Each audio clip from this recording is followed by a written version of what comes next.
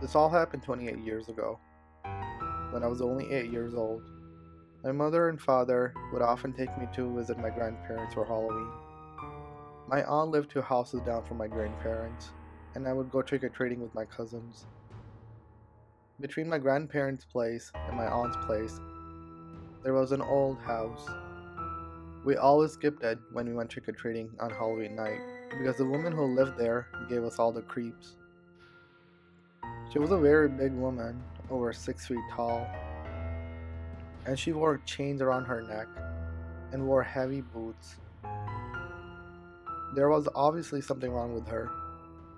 Whenever we went back and forth between aunt's and grandparents' place, we always had our run between the woman's house because she was always standing at her windows watching us. It was so creepy that we never dared to run past her house alone. Sometimes the big woman would be standing outside of her house, watering her garden or scrubbing the windows. We would run past her, she would shout and yell at us and call us all weird names. She would tell us the devil is coming for us. One Halloween, we were going trick or treating, and my older cousin dared us to go to the big woman's house and knock on her door. I remember being so scared, but I didn't want to look like a coward, so I agreed. Dressed in our Halloween costumes, we walked up to the driveway and rang the doorbell. Suddenly, there was banging and slamming noises coming from inside the house. We were scared and about to run away until the door opened. The big woman was standing there with a dim light. She was holding something in her hands. When we saw it, we all ran. She was holding a cut off human head. When we got home, we were shaking and still couldn't believe what we saw. The adults asked her what was wrong, and when we told them what we had seen, they just laughed. My grandfather says it was probably a Halloween prop, and we shouldn't be going to her house anyways. About a month later, my mother got a phone call from my grandparents. They said the big woman next door tried to murder my aunt. It seemed that my aunt had just come home from shopping. She was carrying her groceries in one arm, and she had my baby cousin in the other arm. Just as she got to the front door, the big woman appeared behind her. She had a rope in her hand, and she tried to put it around my aunt's neck. My aunt managed to get away from the old lady. When my uncle heard all the commotion that was happening outside the door, he fetched a poker from the fireplace and slammed it on Big Woman's head. She fell unconscious. Of course, the police was called and arrested the big woman. When they searched her house, they found something that shocked everybody in the area. The woman had been digging tunnels under her home, which came right under my aunt's house, my grandparents' house, and another neighbor's house. She had been bringing up the dirt and putting in raised flower beds in her gardens, but that wasn't all. The most chilling discovery was that she had built some kind of shrine underneath the house, candles and other stuff on it. At the center of the shrine, there was a real human head. She had already murdered one woman and cut off her head. My aunt was her next victim. Years later, in the news, we were told that the big woman had escaped the jail somehow. No one knows where she is now, but she's out there. Number 2. Cry in the Night. A Cry in the Night is a scary story about a group of counselors at a summer camp who hear a voice crying in the middle of the night for help. This is a true story. Even years later, I still get goosebumps thinking about it. When I was 19 years old, I worked as a counselor in a summer camp. It was really gorgeous, with wooden cabins and the lake, but it was middle of nowhere. The camp was surrounded by dense woods. There was nothing but trees and canyons, and the closest town was over 20 miles away. One night, when everyone had turned in and was sleeping soundlessly, I was suddenly awoke in the middle of the night. It was one of those times where you wake up and you have a feeling that something is not quite right. My heart was racing for no apparent reason. I lay there quietly, listening closely. The whole cabin was wooden, with fly screens over the windows. so I could hear the sound of crickets and the breeze blowing through the trees. When I heard it, a very faint cry for help. It sounded like it was coming right from the woods. It was a cry of a young girl lost somewhere in the woods. I quickly got out of the bed and woke my roommate, who was another counselor. I told him to listen, and when the cry came again, we both heard it. We quickly got dressed, grabbed our flashlights, and hurried outside in the direction where the sound was coming from. It was really faint, but I could clearly hear the voice saying, "Help," or "I'm lost," quite regularly, and quite a way into the woods. She sounded like she was in a lot of distress.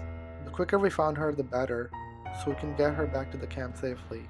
It was dark as hell that night, and all we had are our tiny flashlights.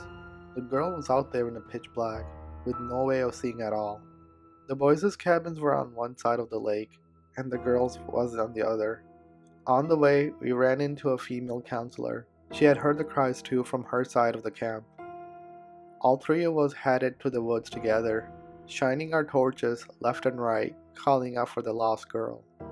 We were reluctant to go too far into the woods because we didn't want to get lost in the darkness.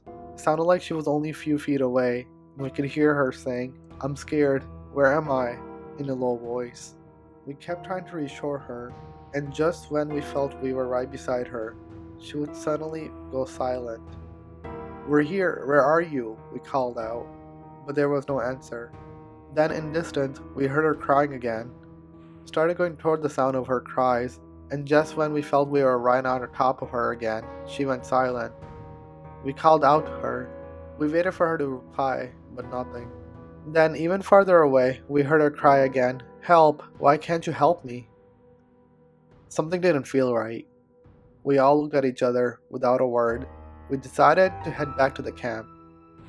We called out to the girl and told her we're going to get help, and we would be back with the search party.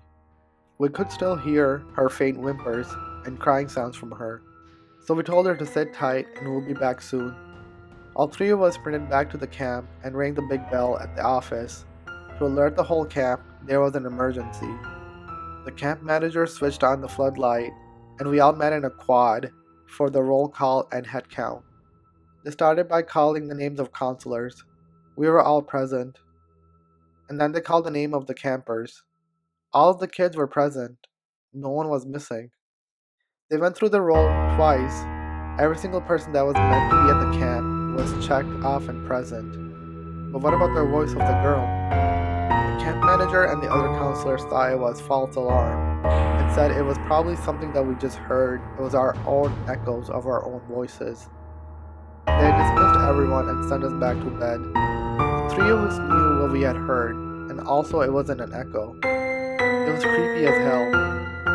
The voice kept leading to us into the woods, further and further. Someone or something was lowering us into the deeper woods, and to this day, I have no idea what it intended to do with us. This was by far the most creepiest thing I've ever experienced.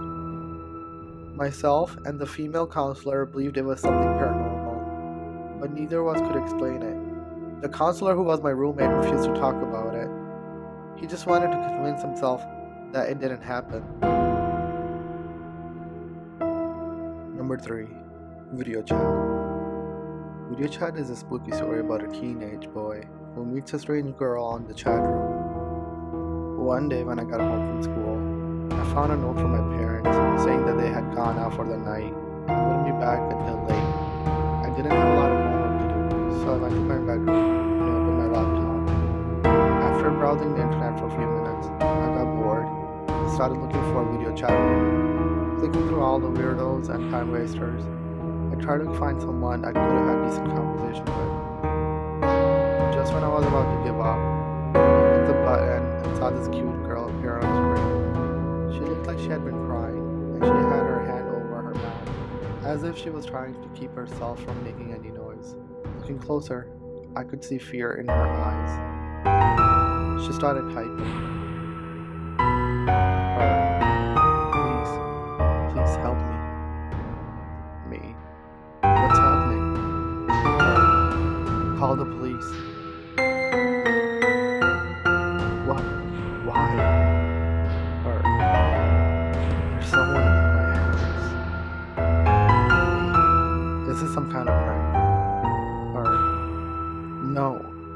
gotta help me. Me. Okay, I'll help you. Her. Call the police for me. Me. Why can't you call them yourself? Her. My phone is dead. I'm all alone. Somebody broke into my house. I heard something coming up from stairs and I hid in the closet. I'm on my laptop. The first thing I had open was his chat room. You're the first person I connected to. Please, you gotta believe me. Me, are you sure this isn't a prank?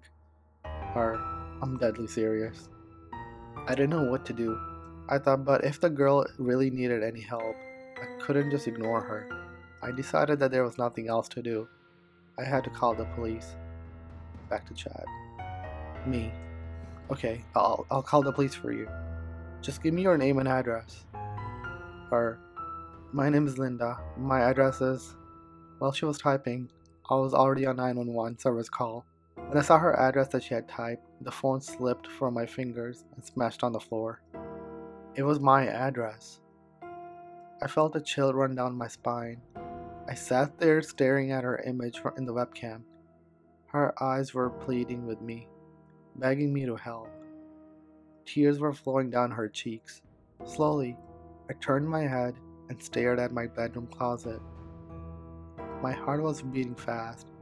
I broke into a cold sweat. With my shaking hands, I picked up my laptop and slowly approached my closet.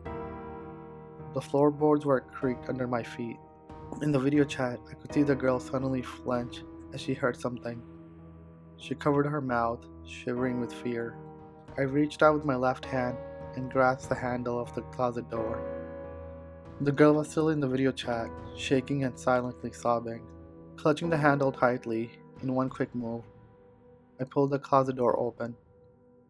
From within, I heard a terrified scream. The closet was empty. When I looked at the laptop screen, the girl had disconnected from the video chat. I kept hearing her scream over and over in my head. The whole incident unnerved me so much that I couldn't stay in my bedroom. I went to sleep on the sofa downstairs. The next morning, I told my parents what happened. My mother just laughed it off, but my father was curious. He said he would ask the neighbors about it. What he found was extremely disturbing. Years before, there had been a family living in the house before we moved in. A man, his wife, and their teenage daughter. One night, when the parents were out, an intruder had broken into the house. When the parents came back home, they found their daughter in the bedroom closet. She had been stabbed to death. The killer was never found. Her name was Linda.